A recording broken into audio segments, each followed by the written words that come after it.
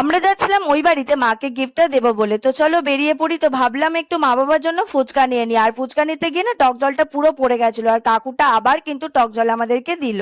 তারপরে বুবাই এখানে মাকে গিফটটা দিল, মাকে বললাম এখানে ওপেন করে দেখো গিফটটা তোমার পছন্দ হয়েছে কিনা। তো মার কিন্তু খুবই পছন্দ হয়েছে। এরপর বুবাইকে আম খেতে দিল, আমরা আম খেয়ে চলে গেছিলাম গাড়ির গ্যারেজে, কারণ আমার গাড়িটা না বারবার বন্ধ হয়ে যাচ্ছিল, প্রচন্ড ডিস্টার্ব করছিল, তো তাই জন্য দেখাতে গেছিলাম।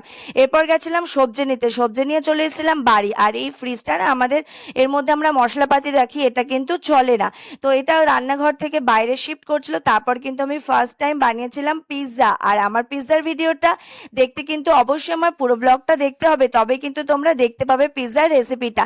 আর দেখতে পাচ্ছ কতটা ইয়ামি হয়েছে, আর এখানে দেখো সবাইকে দিচ্ছিলাম, আর এখানে বাবু সোনামা কে বললো খুবই ভালো হয়েছে। তো ভাবলাম আমিও একটু টেস্ট করে দেখি, তো পিৎজাকে বললাম ঘুমিয়ে। তোমার ভিডিওটি ভালো লাগলে অবশ্যই সাবস্ক্রাইব, টাটা।